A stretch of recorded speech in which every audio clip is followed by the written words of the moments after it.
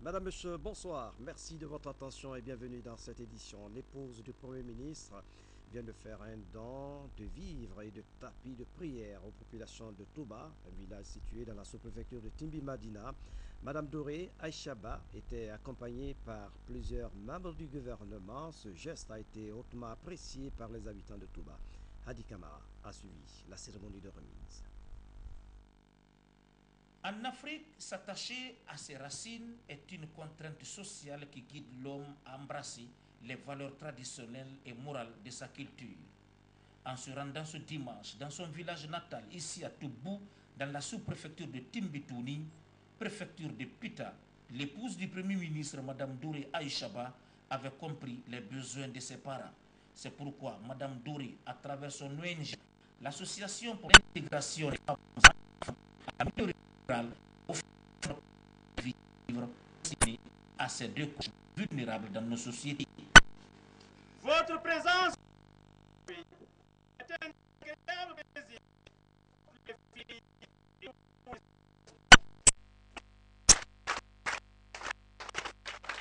La population de Toubou est celle des localités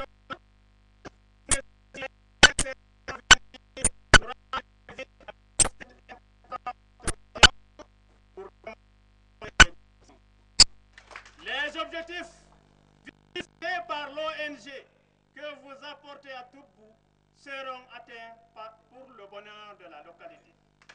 Depuis sa création le 28 avril 2010, l'ONG a fait son premier geste à Koromboya dans le district de Maferenya, préfecture de Forkaria, et le deuxième geste est dirigé vers Toubou, le village natal de l'épouse du Premier ministre.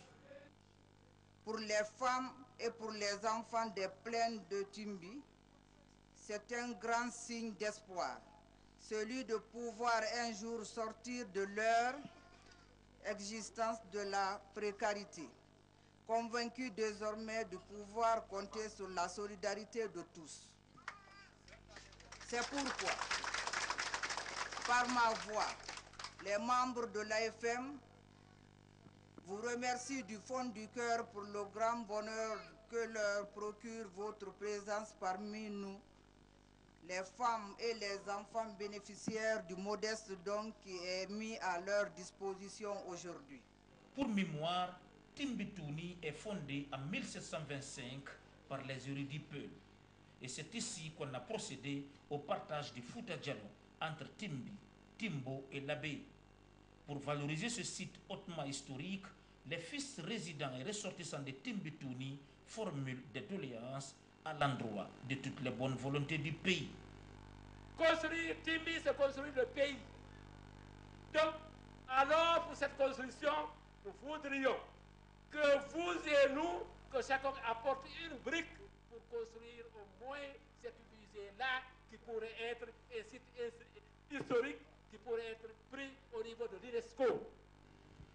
Après avoir visité ce patrimoine culturel, le ministre de la Décentralisation et du Développement local historien de son État a jugé utile d'œuvrer à ce que le site soit aménagé pour le bonheur de tous.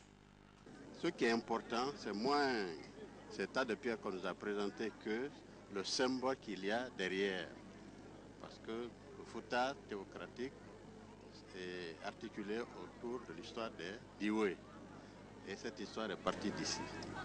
Et en nous appelant, en nous invitant du moins à contribuer à réhabiliter ce site, qui est véritablement un site historique, je crois que c'est en même temps un appel à tous les Guinéens de sortir du nombrilisme et voir plus loin. Ça signifie qu'il faut décloisonner la Guinée, ne voir qu'un seul pays, qu'une seule nation. Il a très bien illustré quand il a parlé d'élection en insistant sur le caractère national. Suite au décès du père du ministre de l'Élevage, l'épouse du Premier ministre, Mme Doré Aïchaba, entourée de certains membres du gouvernement, s'est rendue à Massi, dans la préfecture de Pita, pour présenter les condoléances d'usage. La délégation a présenté aussi une enveloppe financière au nom du gouvernement avant de bénéficier des bénédictions des sages de la localité. Dans l'actualité encore, ouverture ce lundi à Conakry de la deuxième session de formation des agents de la FOSPEL, Force spéciale de sécurisation du processus électoral.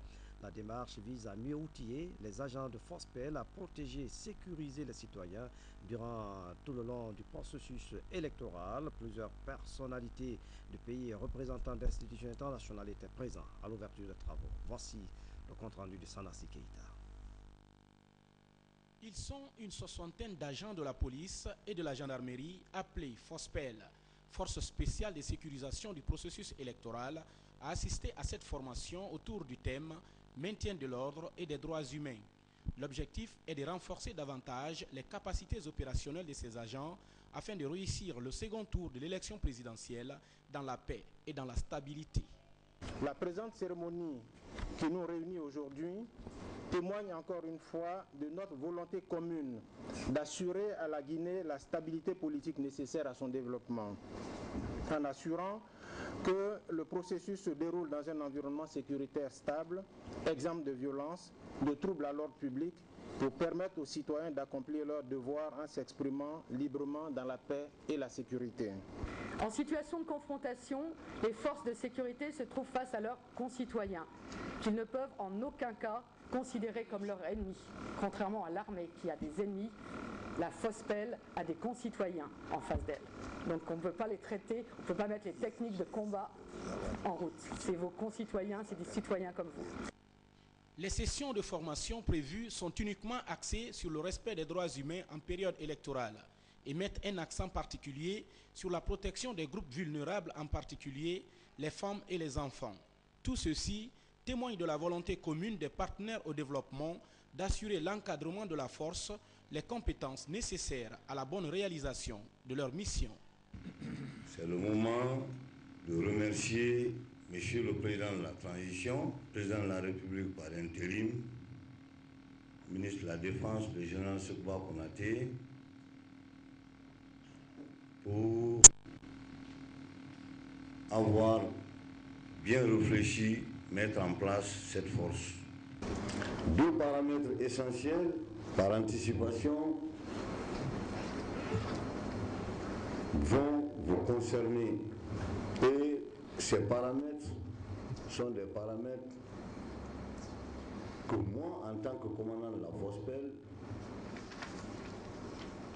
je prends comme le cheval de bataille de tout agent de la FOSPEL devant se trouver sur le terrain. 1. L'utilisation de la force. 2. Le respect du citoyen guinéen, quel que soit son bord politique, dans ses exhibitions en tant que manifestant. Nous allons maintenant vers le second tour de l'élection présidentielle. Je voudrais inviter les stagiaires qui sont là et ceux qui ne seront pas là de ne pas simplement, comme disait le vieux sage Bamou, écouter ce qu'on va vous dire par la bouche, mais de l'écouter pleinement pour en tirer toutes les leçons qui s'imposent.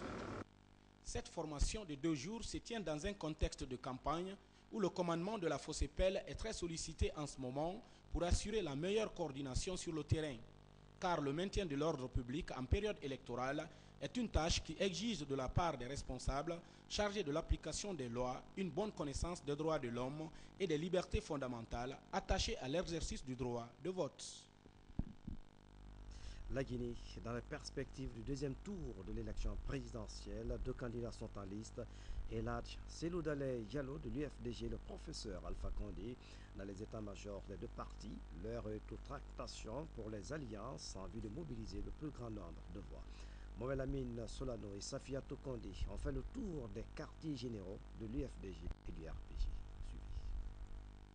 Selou Alpha, face à face au second tour, c'est sans aucune surprise. 43,69% pour l'un et 18,25% pour l'autre. Le duel était attendu et c'est aujourd'hui confirmé. des deux le futur président de la Guinée. Il s'agit désormais pour Alpha Condé et Cellou Dalein Diallo